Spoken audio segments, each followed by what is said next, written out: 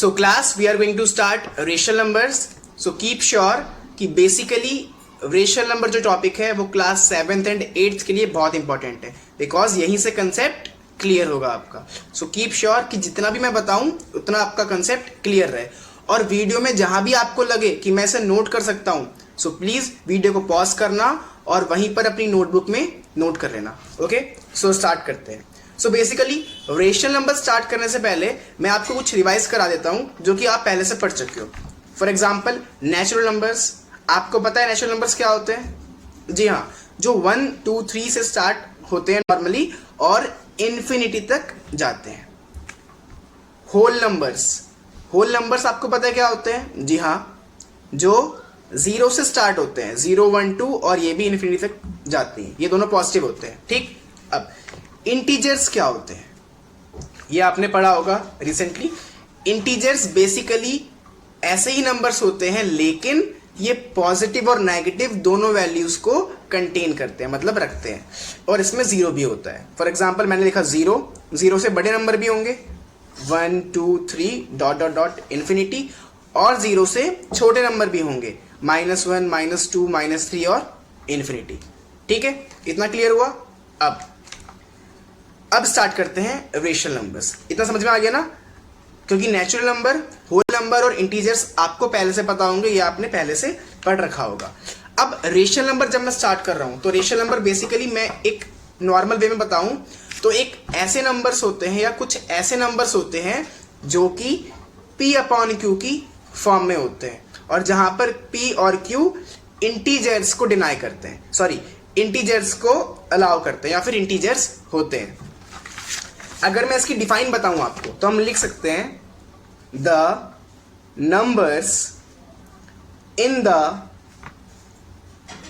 Form of P/Q where P and Q are the integers and Q does not is equal to 0. ठीक. अब ये define है, इसको आप नोट भी कर सकते हैं.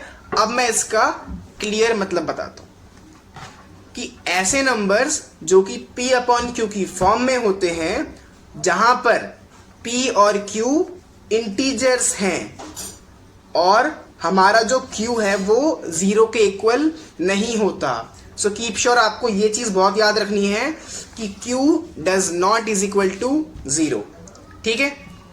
तो अब अगर आपको आइडेंटिफाई करना है कि रेशनल नंबर्स क्या होते हैं, सो नॉर्मली हम कुछ रेशनल नंबर बनाते हैं या कुछ रेशनल नंबर देखते हैं. सो P/Q इस फॉर्म में तो होते ही, इतना तो हमने पढ़ लिया. P और Q इंटीजर्स होते हैं. तो इंटीजर्स में अभी हमने पढ़ा कि पॉजिटिव और नेगेटिव दोनों वैल्यूज आएंगी. ठीक है, तो मैंने लिख दिया 1/2. इंटीजर है दोनों? हाँ है, तो ये भी रेशनल नंबर हो गया. अब मैंने लिखा -5/8. अब देखो, -5 कौन सी प्लेस पर आता है? P की, और 8 Q की. तो ये दोनों इंटीजर्स हैं, तो ये भी रेशनल नंबर हो गया. मैंने लिखा 2/3. ये दोनों रेशनल नंबर हैं, मतलब ये रेशनल नंबर्स हैं क्योंकि दोनों इंटीजर्स हैं. 0/6. अब ये रेशनल नंबर है because Q does not is equal to 0. Q के लिए मना किया था ना, लेकिन 0 तो यहां पर P की प्लेस पे है, तो मतलब ऊपर 0 हो सकता है लेकिन नीचे 0 नहीं होगा. अच्छा, अगर वही मैंने लिखा 8/0 तो ये रेशनल नंबर अब होगा? नहीं होगा, बिकॉज नीचे 0 आ गया और हमने पहले से ही पढ़ा है कि Q does not is equal to 0, कि Q की प्लेस पर 0 नहीं आएगा. तो सिर्फ एक ही ऐसा कारण है जिससे कि P/Q की फॉर्म रेशनल नंबर नहीं होगी. कब? जब नीचे 0 आ जाए. समझ में आ गया? तो अब आप आइडेंटिफाई कर सकते हो कि कौन रेशनल नंबर है और कौन सा नंबर रेशनल नंबर नहीं है. अच्छा, मैंने यहाँ पर 4 रेशनल नंबर लिख दिए. -2/8, 8/7, -8/0 और 0/8. अब इसमें आपको बताना है कि कौन कौन से रेशनल नंबर हैं. बताइए. फर्स्ट वाला -2/8 रेशनल नंबर है क्योंकि -2 भी इंटीजर्स है और 8 भी इंटीजर में आते हैं. 8/7 ये भी रेशनल नंबर है. ठीक है. -8/0 ये नहीं है बिकॉज -8 तो इंटीजर है लेकिन 0 q की प्लेस पर आया है तो इसका मतलब 0 नहीं हो पाएगा। नेक्स्ट 0.8 ये रेशनल नंबर है, ठीक है, बिकॉज 0 p की प्लेस पर है जो कि अलाउ करता है, ठीक है, और q की प्लेस पर अलाउ नहीं करता। तो अब आपको समझ में आ गया कि रेशनल नंबर क्या होते हैं और इनको हम कैसे आइडेंटिफाई कर सकते हैं, ठीक है, डन। ओके, अब इसके आगे जो कैटेगरीज हैं जो कि रेशनल नंबर में इंपॉर्टेंट है और जो आती ही हैं, ठीक है, वो सबसे पहले मैंने यहां पर लिखा स्टैंडर्ड फॉर्म, ठीक है। अब स्टैंडर्ड फॉर्म क्या होती है? नॉर्मली आपने जब फ्रैक्शन किए होंगे लास्ट क्लास में, नॉर्मली 5th 6th 7th में किए होंगे, तो वहां पर आपने किए होंगे सिंपलेस्ट फॉर्म या स्टैंडर्ड फॉर्म, ठीक। सिंपलेस्ट मतलब जहां पर आप डिवाइड करते रहते थे नंबर्स को, फ्रैक्शंस को, और कब तक, जब तक कि वो डिवाइड होना बंद ना हो जाए। सो कीप श्योर ये जो स्टैंडर्ड फॉर्म होती है ये भी सेम सिंपलेस्ट फॉर्म की तरह ही होती है, ठीक है, या बोल सकते हैं कि दोनों एक ही चीज है। अब स्टैंडर्ड फॉर्म क्या होती है? सो जैसे कि मैंने कहा, कोई भी रेशनल नंबर हो आपके सामने, आपको उसे कट करना है कब तक? जब तक कि कट होना बंद ना हो जाए, ठीक है। अच्छा, जैसे मैंने आपसे बोला या कोई क्वेश्चन आ गया, फाइंड द स्टैंडर्ड फॉर्म, मैंने यहाँ क्वेश्चन लिखा 16/88, ठीक। अब इसको कट करके आपको स्टैंडर्ड फॉर्म निकालनी है, तो कैसे?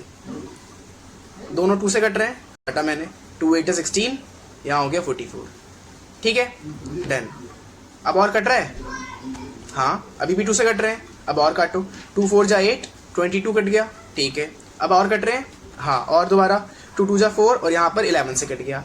अब कट रहे हैं, नहीं, अब कटना बंद हो गया, तो इसका मतलब 2/11 इज द स्टैंडर्ड फॉर्म। ये हो गया हमारा आंसर। समझ में आ गया अच्छे से? हाँ, सिंपल मीन्स स्टैंडर्ड फॉर्म क्या होती है? किसी भी रेशनल नंबर को तब तक डिवाइड करते रहो या तब तक कट करते रहो जब तक कि वो कट होना बंद ना हो जाए। ऐसा नहीं है कि अगर आपने एक बार कट कर दिया तो काम हो गया। जैसे कि 16/88 है जो हमने क्वेश्चन किया, अगर आप एक बार कर देते तो आ गया 8/44, तो अगर आपने यही छोड़ दिया तो ये आंसर गलत हो जाएगा, बिकॉज अभी तो और कट रहा है ना। हमें तब तक इसे सॉल्व करते रहना है जब तक कि कटना बंद ना हो जाए। समझ में आ गया? एक और एग्जाम्पल ले लेते हैं नेगेटिव नंबर का। जैसे मैंने कहा -15/95, ठीक। अब मुझे यहाँ दिख रहा है 5 से कट रहा है, तो 5 से काटते हैं, 5 3 जा 15, 5 1 जा 5, 5 9 जा 45। अच्छा, 3/19 आया, अब कट रहा है? नहीं कट रहा, क्योंकि 3 प्राइम नंबर है, 19 भी प्राइम नंबर है, तो नहीं कट रहा ना।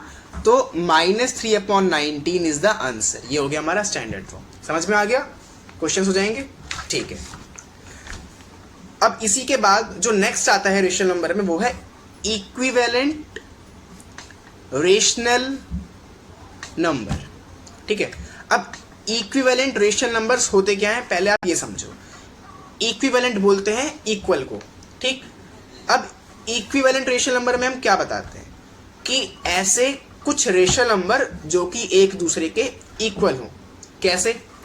जैसे मैंने आपको एग्जांपल दिया। अच्छा ये बताओ, 5/10 ये भी रेशनल नंबर है, और एक लिख दिया मैंने 20/40 ये भी रेशनल नंबर है। ये दोनों इक्विवेलेंट रेशनल नंबर हैं, ये मैं आपको बोल रहा हूँ। अच्छा, अब ये कैसे हैं ये समझो। अब आप बोलोगे कि सर यहाँ तो 5/10 लिखा है, यहाँ 20/40 लिखा है, ये दोनों तो अलग अलग नंबर हैं, तो इक्वल कैसे हुए? देखो, अगर आपको कभी भी वेरीफाई करना है या अभी अपने मन में डाउट होता है और आपको क्लियर रहना है कि ये इक्विवेलेंट नंबर कैसे हुआ, तो नॉर्मली क्या करना है आपको, जो दोनों इक्विवेलेंट नंबर है उनकी स्टैंडर्ड फॉर्म निकाल लो। अगर स्टैंडर्ड फॉर्म इक्वल हुई दोनों की तो है इक्विवेलेंट, अगर स्टैंडर्ड फॉर्म इक्वल नहीं हुई तो इक्विवेलेंट नहीं है। समझ में आ गया? अच्छा, इन दोनों की निकाल के देखते हैं। 5 1 जा 5, 5 2 जा 10, 1/2 आ गया, ठीक है। उसकी 20/40 की 0 से 0 कट गया, 2 1 जा 2, 2 जा 4। अब देखो दोनों की स्टैंडर्ड फॉर्म क्या आई? 1/2, तो इसका मतलब इक्वल है। ये पहचानने के लिए कि इक्वल है या नहीं है, ठीक है। अच्छा, इसमें क्वेश्चन चेंज होकर कैसे आते हैं? आपके पास क्वेश्चंस आएंगे, फाइंड 3 इक्विवेलेंट रेशनल नंबर। अब देखो क्या किया मैं, अभी तक हमने ये पहचाना कि इक्विवेलेंट रेशनल नंबर अगर हैं तो उन्हें कैसे पहचानना है। दोनों की स्टैंडर्ड फॉर्म निकाल दो, अगर इक्वल आए तो हैं, इक्वल नहीं आए तो इक्विवेलेंट नहीं है। क्लियर? अब यहां पर हमसे कहा कि फाइंड 3 इक्विवेलेंट रेशनल नंबर्स, मतलब जो भी रेशनल नंबर दिए हैं उनके 3 इक्विवेलेंट रेशनल नंबर फाइंड करो, निकालने हैं खुद 3। अब देखो कैसे, बहुत इजी ट्रिक है। मैंने कहा क्वेश्चन आपका आ गया 2/3, इसके 3 नंबर निकालने हैं और इक्वल। तो देखो आपको नॉर्मली क्या करना है कि जो भी रेशनल नंबर गिवन है, जैसे यहाँ पर 2/3 गिवन है, तो मैं इसमें 3 नंबर की मल्टीप्लाई कर दूंगा अलग अलग, ऊपर भी और नीचे भी। अब देखो कैसे, अगर मैं 2/3 में 1 की मल्टीप्लाई करता हूँ, ठीक है, तो ये तो 2/3 आ जाएगा, तो ये तो ऑलरेडी क्वेश्चन में दिया हुआ है। तो 1 के अलावा तो मैंने क्या किया, 2/3 मल्टीप्लाई 2, दोनों जगह, तो ऊपर भी 2 और नीचे भी 2, तो 2/3 मल्टीप्लाई 2/2। इसका आंसर क्या आया, 2 2 4, 3 2 6, 4/6। अभी तो 1 निकला है, हमें 3 निकालने हैं। अब इस बार 2 से किया था, इस बार 3 से कर देंगे। 2/3 मल्टीप्लाई 3/3, इसका आंसर 2 3 6, 3 3 9, 6/9। आगे 2/3 मल्टीप्लाई 4/4, 2 4 8, 3 4 12, 8/12 हो गया। अब देखो इजी था, हमने 2/3 को एक एक नंबर से मल्टीप्लाई कर दी, एक बार 2 से कर दी दोनों जगह, एक बार 3 से, एक बार 4 से। अब जो भी आंसर आया ये हमारे हो गए इक्विवेलेंट रेशनल नंबर। आपने लिख दिया साइड में 2/3, 4/6, 6/9, 8/12 are the 3 equivalent rational number of 2/3। कि 4/6, 6/9 और 8/12 ये 3 इक्विवेलेंट रेशनल नंबर है किसके, 2/3 के। समझ में आया? किसी भी नंबर के अगर आपको इक्वल, अच्छा अगर क्वेश्चन में 2 दिए होते, 2 इक्विवेलेंट रेशनल नंबर, तो मैं बस 2 और 3 से मल्टीप्लाई कर देता। समझ में आ गया? अगर क्वेश्चन में 1 दिया होता कि फाइंड 1 इक्विवेलेंट रेशनल नंबर, तो मैं सिर्फ 2 से मल्टीप्लाई कर देता। मतलब आपको किसी भी एक नंबर से मल्टीप्लाई करना है। अब वो क्वेश्चन के बेसिस पर है कि वो कितने दे, क्या पता आपकी बुक में जो क्वेश्चन हो उसमें आ जाए find 5 rational number, find 4 rational number, तो जितने दिए हैं उतनी बार मल्टीप्लाई करना है। अब यहाँ पर 3 लिखे थे तो मैंने यहाँ पर 3 से कर दिया, एक बार 2 से, एक बार 3 से और एक बार 4 से। ईजी है, ये आप सारे रेशनल नंबर्स में अप्लाई कर सकते हो, ठीक है, चाहे नेगेटिव हो। अच्छा मैंने अगर एक नेगेटिव एग्जांपल ले लिया -1/2, इसके भी हमें 3 निकालने हैं, तो एक बार दोनों को 2 से, एक बार दोनों को 3 से, एक बार दोनों को 4 से, ठीक है। क्या आंसर आएंगे, -2/4, -3/6, -4/8। ये हो गया हमारे 3 रेशनल नंबर। क्लियर? हाँ ठीक है। अच्छा अब मैं थोड़ा प्रॉपर्टीज पे कंसंट्रेट करता हूँ। रेशनल नंबर में अलग अलग प्रॉपर्टीज होती हैं, एडिशन की, सब्ट्रैक्शन की, मल्टीप्लिकेशन की, एक्सेट्रा, ठीक है। तो अभी इस वीडियो में हम एडिशन वाली प्रॉपर्टी पूरी कंप्लीट करेंगे, ठीक है। Properties of addition. अच्छा प्रॉपर्टी स्टार्ट करने से पहले मैं आपको बता दूं, रेशनल नंबर में एडिशन करना भी सेम फ्रैक्शंस की तरह है, उतना ही ईजी। एग्जांपल ले लेते हैं, 1/2 प्लस 2/3, इन्हें ऐड करना है। कैसे करेंगे? तो जैसे आप फ्रैक्शन में करते थे, अनलाइक फ्रैक्शन को जैसे आप ऐड करते थे, कैसे, नीचे वाले के एलसीएम लेकर फिर बाद में सॉल्व आउट। इसे मैं कर देता हूं, अब देखना ध्यान से। 1/2 प्लस 2/3 है, तो डेनोमिनेटर्स क्या है, 2 और 3, तो 2, 3 का मैंने एलसीएम ले लिया, तो एलसीएम क्या आएगा, 6, ठीक है। अब 6 को मैंने लिखा नीचे।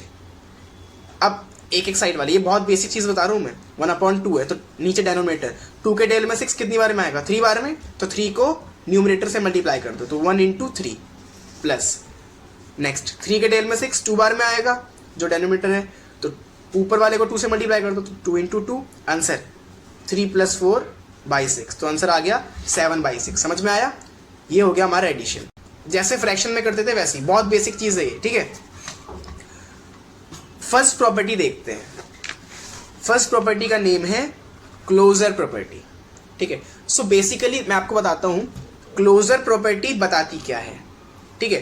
क्लोजर प्रॉपर्टी हमें ये वेरीफाई कराती है या हमें ये डिफाइन कराती है कि अगर आप किसी एक रेशनल नंबर में कोई दूसरा रेशनल नंबर ऐड करते हो तो आंसर भी हमारा रेशनल नंबर ही आएगा, ठीक है। ये हमें कौन बताता है, क्लोजर प्रॉपर्टी। कैसे, देखो इसमें हमें बस इन्होंने यही बताया है और ये प्रॉपर्टी ऐसी है। कैसे, जैसे मैंने कहा कोई दो रेशनल नंबर ले लेते हैं, ये जैसे अभी हमने किया था, एडिशन करी थी, अभी हमने क्या किया था सॉल्व, ये 1/2 प्लस 2/3, तो 1/2 क्या है, रेशनल नंबर, 2/3 क्या है, रेशनल नंबर, तो हमने दो रेशनल नंबर्स को ऐड किया, आंसर क्या आया हमारा 7/6, तो 7/6 रेशनल नंबर है कि नहीं है, तो बस ये हो गया हमारी क्लोजर प्रॉपर्टी।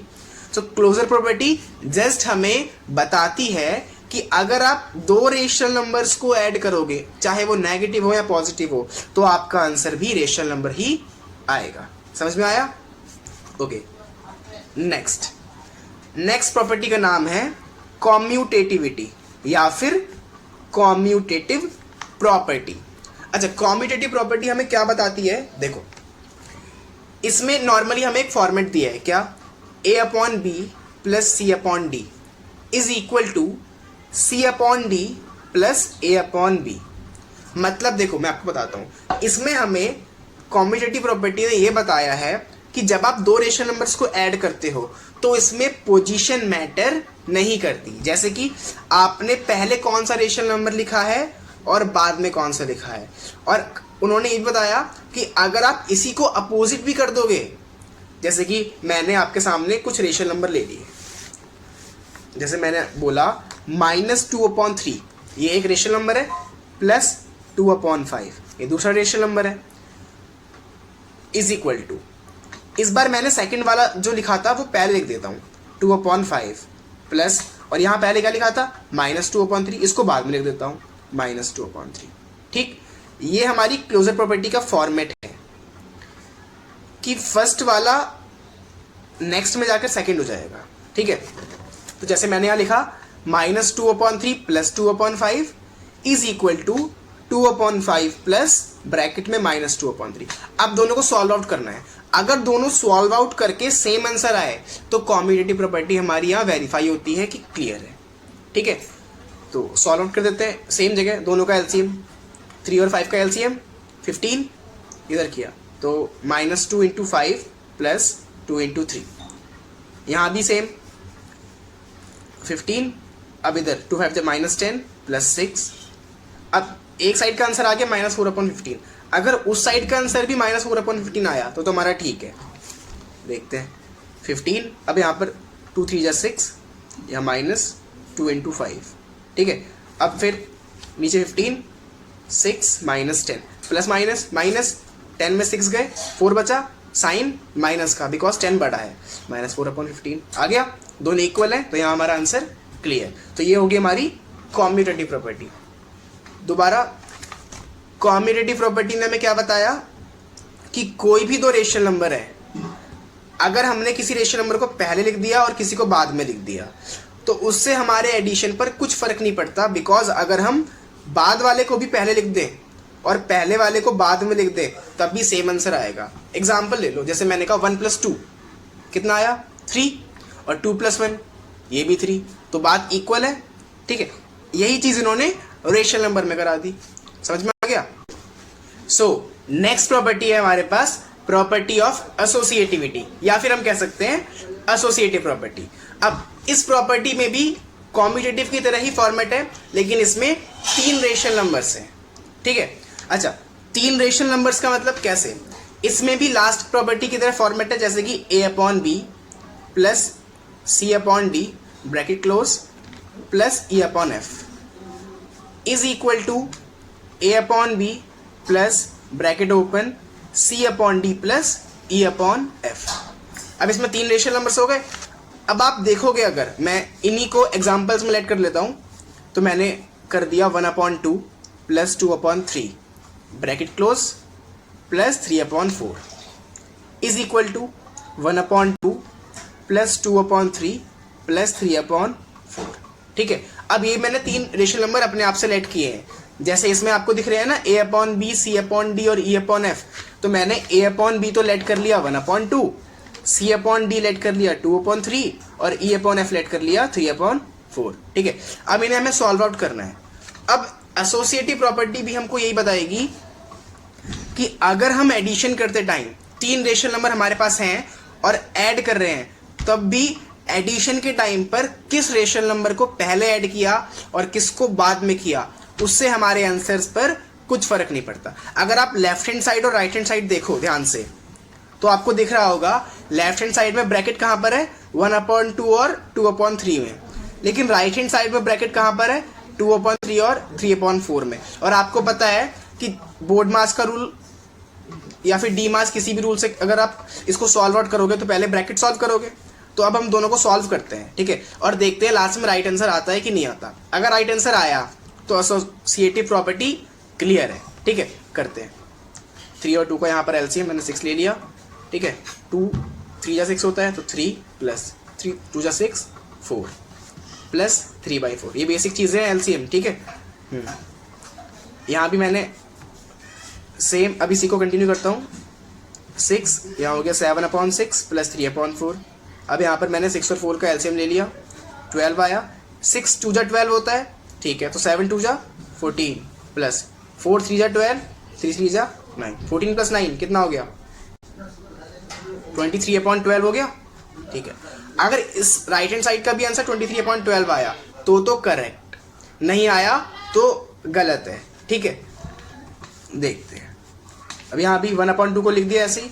अब इन दोनों का एलसीएम लिया, 3 4 जा 12, ठीक है, 3 6 जा 3 4 जा 12 होता है, तो 4 2 जा 8 प्लस 9।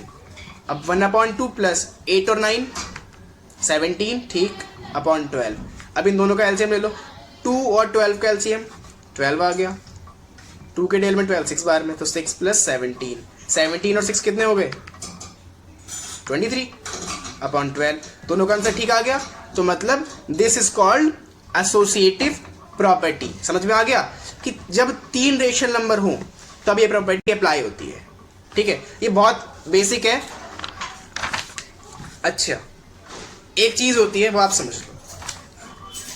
अच्छा, एक और प्रॉपर्टी होती है, वैसे इनका यूज नहीं है लेकिन तब भी, प्रॉपर्टी ऑफ जीरो। अब जीरो की प्रॉपर्टी का मतलब क्या होता है, देखो इसमें हमें नॉर्मल ये बताते हैं कि किसी भी रेशनल नंबर में हम जीरो ऐड करते हैं तो वो आंसर भी हमारा रेशनल नंबर ही आएगा, ठीक है। फॉर एग्जांपल ये a/b plus 0 is equal to 0 plus a/b is equal to a/b। मतलब चाहे 0 को बाद में ऐड करो या पहले ऐड करो, हमारा जो आंसर आएगा वो वही रेशनल नंबर होगा जो एक्चुअली में हमारा क्वेश्चन था। जैसे मैंने कहा 2/3 हमारा क्वेश्चन है, इसमें 0 ऐड कर लो तब भी 2/3 आया, या फिर 0 में 2/3 ऐड कर लो तब भी वही आएगा। तो ये प्रॉपर्टी ऑफ जीरो है, ठीक है। अब एक कंसेप्ट होता है एडिटिव इनवर्स, इसका मतलब समझा देता हूं। एडिटिव का मतलब ऐड करना, इनवर्स को बोलते हैं अपोजिट या उल्टा। अब एडिटिव इनवर्स अगर आपके पास क्वेश्चन आया किसी भी चीज का निकालने के लिए तो आप कैसे निकालोगे। नॉर्मली मैं बताता हूं एडिटिव इनवर्स होता क्या है। एडिटिव इनवर्स का मतलब होता है कि जिस भी नंबर का हम एडिटिव इनवर्स निकाल रहे हैं, तो अगर मैं उस नंबर को एडिटिव इनवर्स के साथ ऐड करूंगा तो आंसर 0 है। जैसे मैंने कहा 1/2 है, ठीक, तो इसका एडिटिव इनवर्स निकालो, तो इसका मतलब 1/2 में मैं किस नंबर को ऐड करूं जिससे कि आंसर 0 आ जाए। तो एक ट्रिक है बहुत ही इजी। नॉर्मली क्या करना है आपको, जो भी क्वेश्चन दिया हुआ है उसको -1 से मल्टीप्लाई कर दो, वही हो गया आपका आंसर। जैसे किसी ने कहा 1/2 का एडिटिव इनवर्स क्या होता है, तो 1/2 इंटू -1, तो -1/2 हो गया आंसर। किसी ने पूछा 5/12 का एडिटिव इनवर्स क्या होता है, ये क्वेश्चन आ गया फाइंड द एडिटिव इनवर्स 5/12, तो 5/12 को -1 से मल्टीप्लाई कर दो, -5/12 हो गया आंसर। अच्छा, अगर आपको डाउट है कि ये सही, ये क्योंकि ये तो ट्रिक है, अगर आपको डाउट है कि ये सही आ रहा है या नहीं आ रहा, तो क्या करो, क्वेश्चन जो दिया था 5/12 और आंसर जो हमारा आया है -5/12, इन दोनों को ऐड कर दो। अगर 0 आया तो सही, नहीं आया तो गलत। इजी, ये करके देख लेते हैं। प्लस -5/12, बस प्लस माइनस माइनस 5/12 -5/12, 0 सही आ गया। समझ में आया? एडिटिव इनवर्स का मतलब समझ में आ गया कि जो भी रेशियल नंबर है उसमें -1 से मल्टीप्लाई कर दो, ठीक है। और एडिटिव इनवर्स होता क्या है, एडिटिव इनवर्स एक रेशियल नंबर का ऐसा नंबर होता है जिससे कि ऐड करके आंसर हमारा 0 आ जाए। फॉर एग्जांपल 2 का एडिटिव इनवर्स हो गया -2, बिकॉज 2 - 2 0। 3 का हो गया -3, अच्छा, अगर आपके पास क्वेश्चन चेंज हो जाए, अगर आपके पास क्वेश्चन आया -11/12 का एडिटिव इनवर्स निकालो, तो इसको भी आप -1 से ही मल्टीप्लाई करेंगे और आंसर आएगा 11/12। कैसे? माइनस से माइनस कट गया और 11/12 बन जाए 11/12। समझ में आया? किसी भी नंबर का एडिटिव इनवर्स निकालना है तो नॉर्मली उसको -1 से मल्टीप्लाई कर दो। ठीक है, अब जितना मैंने समझाया उतना रिवाइज करना अच्छे से और क्वेश्चन सॉल्व आउट करना इन्हीं बेसिस पर। ठीक है, अब इसके आगे की वीडियो वो नेक्स्ट पार्ट में। ओके।